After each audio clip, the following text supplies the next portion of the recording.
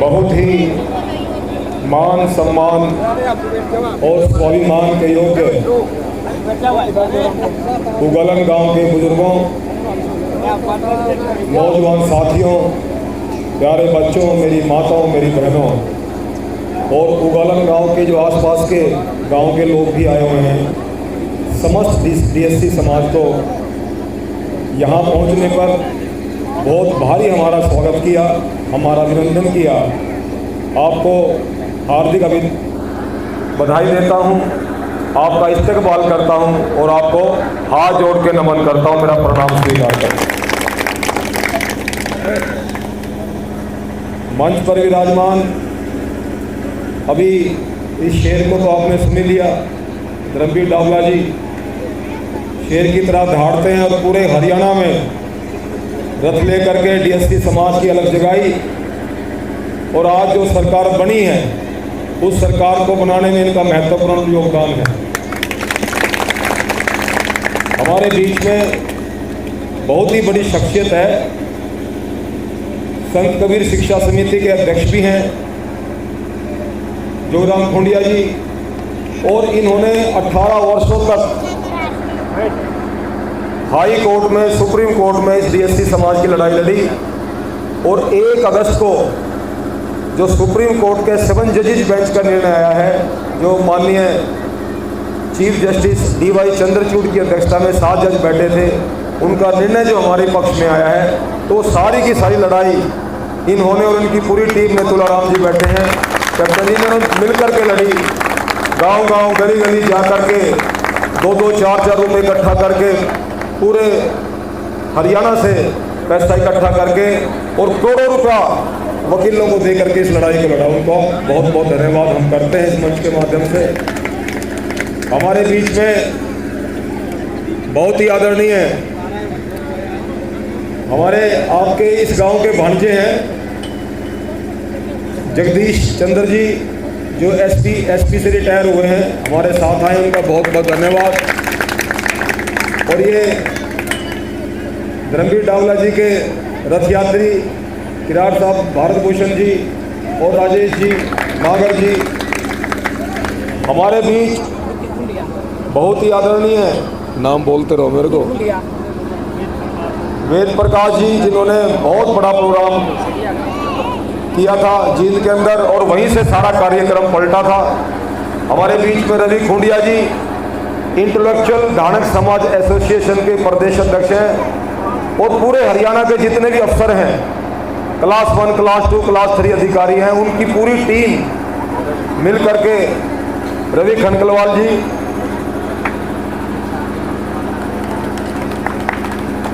अमर कुमार नागर जी, प्रोफेसर सुनील दुग्गल जी, जींद की टीम, हमारे सरपंच साहब और हमारे सांसी समाज के प्रदेश अध्यक्ष सुखेंद्र नेहला जी, ये बहुत ही जुझारू हमारे कार्यकर्ता हैं।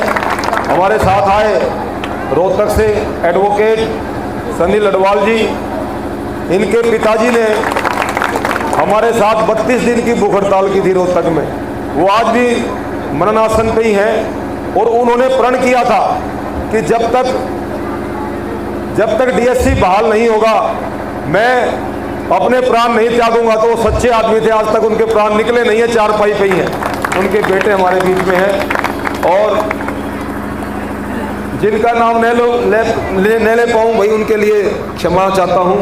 एक बार सभी सम्मानित मंच और मंच के जिनका नाम ले लिया उनको प्रणाम, और जिनका नाम नहीं ले पाया उनको इस्तकबाल, हाथ जोड़ के धन्यवाद। राजेंद्र इंदौरा जी, हमारे ठेकेदार साहब आगे बैठ गए हैं, उनको भी धन्यवाद। एक बार फिर से कोई बहुत गंभीर विषय है और आपके बीच में जो मूर्तियां आगे बैठी हैं ना, ये साधारण मूर्तियां नहीं, बहुत लंबा संघर्ष रहा है, 18 वर्षों का संघर्ष रहा है। धरना, जुलूस, प्रदर्शन, आमरण अनशन, पद यात्राएँ, जेल यात्राएँ, बहुत सारी चीज़ें इस संघर्ष में हुई हैं।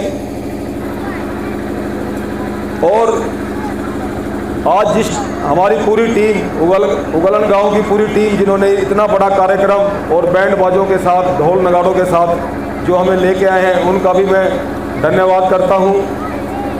और चलो एक बार फिर से सबका सामूहिक रूप से धन्यवाद, क्योंकि नाम तो बहुत सारे हैं, नाराज नहीं होना जिसका नाम नहीं लिया। 2-3 बातें मुख्य रूप से मैं आपके बीच में कहना चाहता हूं। ये हिंदुस्तान युगों युगों तक सोने की चिड़िया रहा। हमारे देश पे मुसलमानों ने राज किया, 800 वर्ष मुसलमान राज कर गए। मुसलमानों के बाद फिर अंग्रेजों ने राज किया, 200-250 साल अंग्रेज राज कर गए। उसके बाद जब हमारे स्वतंत्रता आंदोलन का बहुत बड़ा इतिहास है, बड़े बड़े वीर योद्धाओं ने, राजगुरु सुखदेव, भगत सिंह, चंद्रशेखर आजाद, नेताजी सुभाष चंद्र बोस, बिस्मिल्लाह मदनलाल धिंगड़ा, उद्यम सिंह जैसे लोगों ने 25-25, 26-26 साल की उम्र में फांसी के फंदे को चूम के इस देश को आज़ाद कराया। और आज़ादी के बाद जब ये देश आज़ाद हुआ और इसका संविधान लिखा गया तो बाबा साहब डॉक्टर भीमराव अम्बेडकर, जो बहुत युग पुरुष थे, इस दुनिया के सबसे पढ़े लिखे इंसान थे, और आज अमेरिका में उनकी प्रतिमा लगी हुई है। अमेरिका के राष्ट्रपति ने शिकागो में उनकी प्रतिमा लगाई और नीचे लिख दिया था सिंबल ऑफ नॉलेज, ज्ञान का प्रतीक। और ऐसे महापुरुष ने हमारे देश के संविधान का निर्माण किया।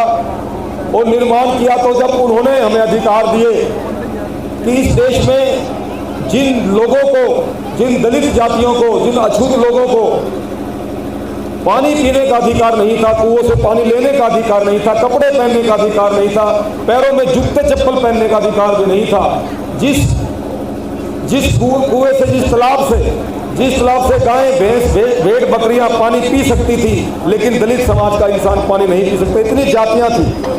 अगर मुश्किल से कोई हमारे दलित समाज का आदमी गली से गुजर रहा है और उसकी छाया भी किसी स्वर्ण जाति के आदमी पर पड़ गई तो उसको चौराहे के बीच में लगे कोड़े बरसाए जाते थे कि तेरी छाया हमारे ऊपर क्यों पड़ गई। इतना बुरा हाल था।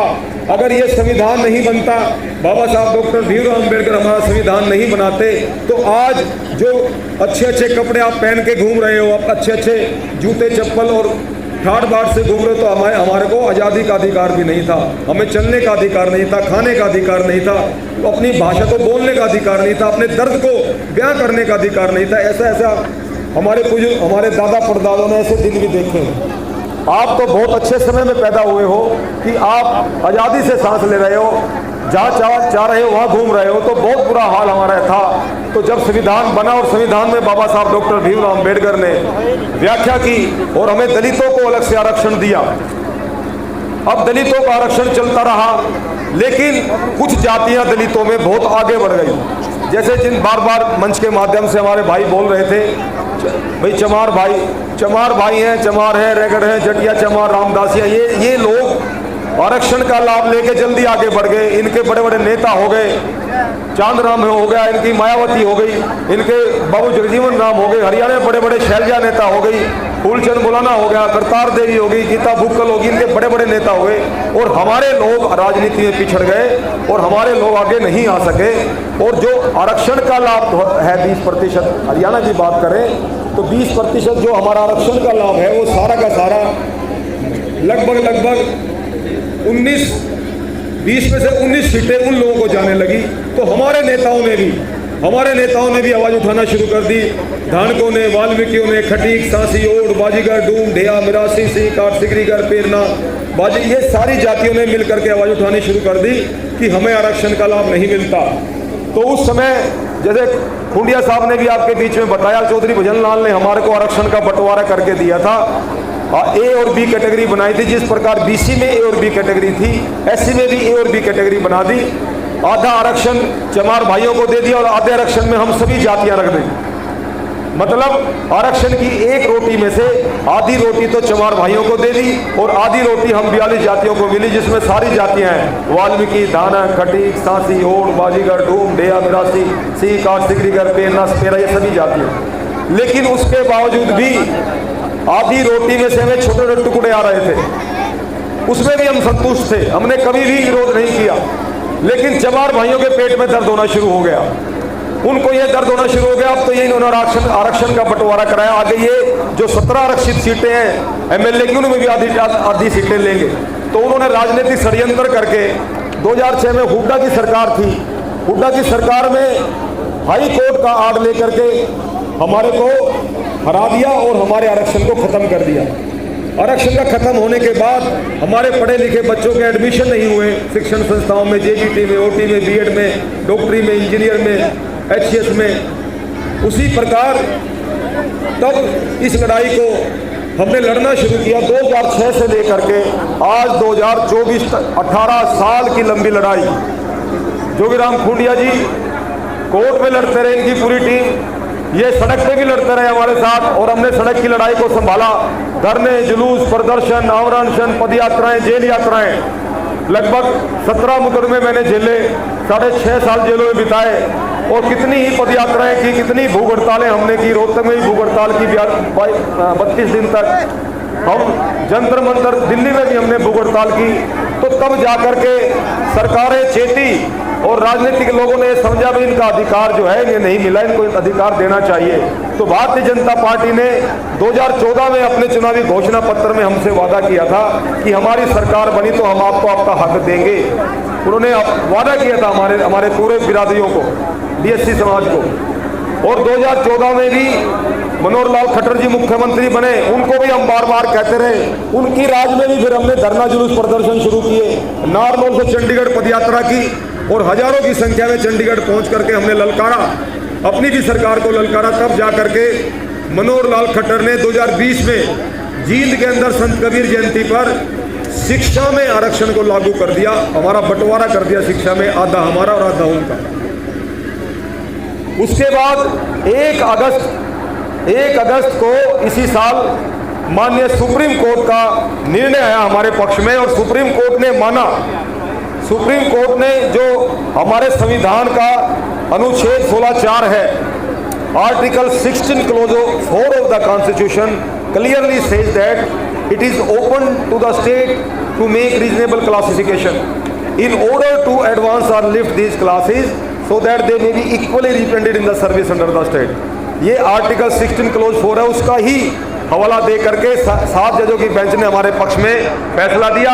और इधर से हम बार बार नायब सिंह सैनी से मुलाकात कर रहे थे, तो नायब सिंह सैनी ने हमसे वादा किया था कि सरकार बनते ही पहली कलम से आपका डीएससी बहाल करूंगा। और जैसे ही उन्होंने शपथ ली, चंडीगढ़ में जैसे ही शपथ ली, तो उनकी कथनी और करनी में अंतर नहीं रहा, और पहली ही कलम से आपका डीएससी बहाल कर दिया। और ये डीएससी है क्या?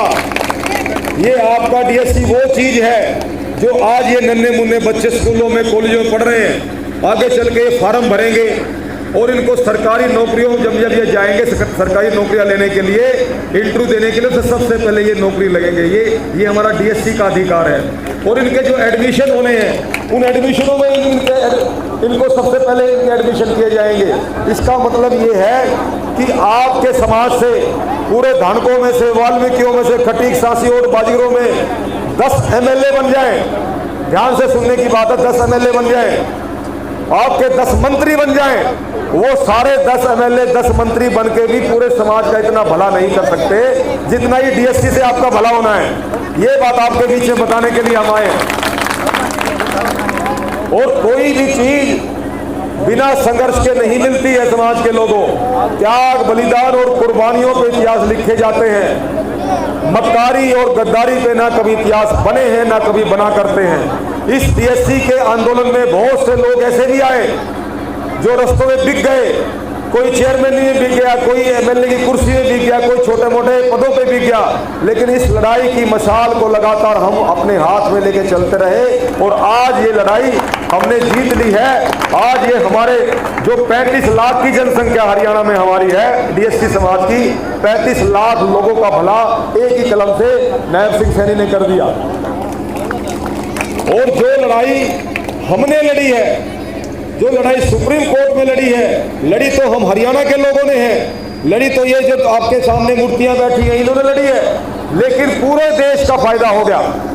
पूरे देश का, कश्मीर से कन्याकुमारी तक जो पूरे देश का डीएससी समाज है, जिसकी संख्या 22.5 करोड़ है पूरे देश में, 22.5 करोड़ लोगों को फायदा हो गया। अब पंजाब में भी हो गया, अब राजस्थान के लोग भी कह रहे हैं, राजस्थान के मुख्यमंत्री ने भी कहा है, और इलेक्शन के समय में योगी आदित्यनाथ उत्तर प्रदेश के मुख्यमंत्री आए थे, उन्होंने भी वादा किया कि उत्तर प्रदेश में भी हम डीएससी लागू करेंगे, मध्य प्रदेश में भी लागू होगा, पूरे देश में डीएससी लागू होगा। आपकी ये लड़ाई, हरियाणा के नेताओं के द्वारा लड़ी गई लड़ाई, आज पूरे देश के 22.5 करोड़ डीएससी समाज के लोगों का भला होगा। उनके बच्चे नन्हे मुन्ने हैं, ये सरकारी नौकरियां लगेंगे। और मैं बहुत बड़ी बात आपको बताऊं, 2020 में जैसे ही हमारा शिक्षा में आरक्षण लागू हुआ, मनोहर लाल खट्टर ने किया, तो 2020 से लेके आज तक 125 बच्चे तो एमबीबीएस में एडमिशन ले चुके हैं, हमारे बच्चे जो डॉक्टर बनेंगे। और लगभग क्लास 1, क्लास 2, क्लास 3 अधिकारी बहुत सारे हमारे एडमिशन ऐसे बच्चों के हो चुके हैं। और लगातार अब जो डीएससी नौकरियों में भी लागू कर दिया नायब सिंह सैनी ने, तो डीएससी नौकरियों में लागू होने का मतलब ये है कि अब लगभग 50,000 नौकरियां लगेंगी। 50,000 नौकरियों में से 10,000 नौकरियां हमारे बाटे की आएंगी। और 10,000 नौकरियों में जब आपके बच्चे, पढ़े लिखे बच्चे अफसर लगेंगे, तो एक बच्चा अगर एक परिवार में अफसर लग जाता है तो पूरे परिवार को संभाल लेता है। तो 10,000 परिवारों का भला होगा, बहुत बड़ी बात होगी। अब समाज के लोगों, निवेदन ये है, हे माताओं, हे बहनों, हे मेरे नौजवान साथियों, अब हमारा रास्ता ये है कि हमने अपने बच्चों को पढ़ाना है, अपने बच्चों को शिक्षा देनी है। जो बच्चा थोड़ा सा पढ़ गया और पढ़ के थोड़ा सा मेहनत कर गया, वो नौकरी जरूर लग जाएगा। अब नौकरी लगने में दिक्कत नहीं है, पहले दिक्कत थी। तो ज्यादा नहीं बोलते हुए मैं आपके बीच ये कहना चाहता हूं, माननीय प्रधानमंत्री नरेंद्र मोदी जी, उनका हम धन्यवाद करना चाहते हैं, जिन्होंने सुप्रीम कोर्ट में हमारी पैरवी कराई और सुप्रीम कोर्ट के चीफ जस्टिस ने हमारे पक्ष में फैसला दिया। मैं आपके माध्यम से नायब सिंह सैनी का धन्यवाद करना चाहता हूं, जिन्होंने बहुत बड़ा काम करके हमारे बीच में पहली कलम से डीएससी को लागू कर दिया। अब हमारा धर्म बनता है, हमारा बहुत बड़ा धर्म बनता है कि हम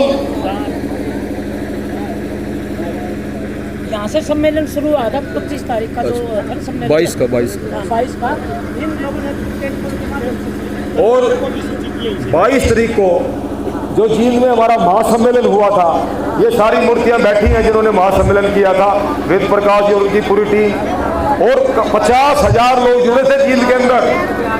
और 50,000 लोगों में हमने पूरे समाज से हाथ उठा करके ये वचन लिया था, पूरे समाज से वचन लिया था कि कांग्रेस को वोट नहीं देंगे एक भी हम। एक वोट हम भारतीय जनता पार्टी को देंगे, जिन्होंने हमारा डीएससी लागू किया है। तो एक बार फिर हमें अब नायब सिंह सैनी का धन्यवाद करना, बहुत बड़ी रैली करनी है। वो रैली जींद में भी हो सकती है, वो रैली रोहतक में भी हो सकती है। तो पहली बात तो मैं आपसे ये कहना चाहता हूं कि जब भी हम रैली करें तो पूरा गांव बच्चे भी आपने लेके आने हैं, माताओं बहनों, अपने बच्चों को भी लेकर के पहुंचना। जिस प्रकार घर में हमारे रिश्तेदारी में शादियां होती है ना, और शादियों में हम सारे के सारे परिवार के लोग जाते हैं, इसी प्रकार से आपने इकट्ठा होकर के उस रैली में पहुंचना है। अगर उस रैली में लाखों की संख्या में आप पहुंच गए तो फिर आपके और जितने काम हैं, पढ़ाई के अलावा, नौकरियों के अलावा, आपके बिरादरियों के चेयरमैन भी बनने हैं, बड़ी बड़ी पोस्टें, उन पोस्टों में भी लगाने हैं। तो उसी प्रकार से जो सरकार है वो हमें हमारा हिस्सा देगी। तो एक बार मेरे साथ नारा लगाएंगे, डीएससी समाज जिंदाबाद, दोनों हाथ खड़े होकर के, डीएससी समाज जिंदाबाद, आवाज दो, संत कबीर महाराज की, महर्षि वाल्मीकि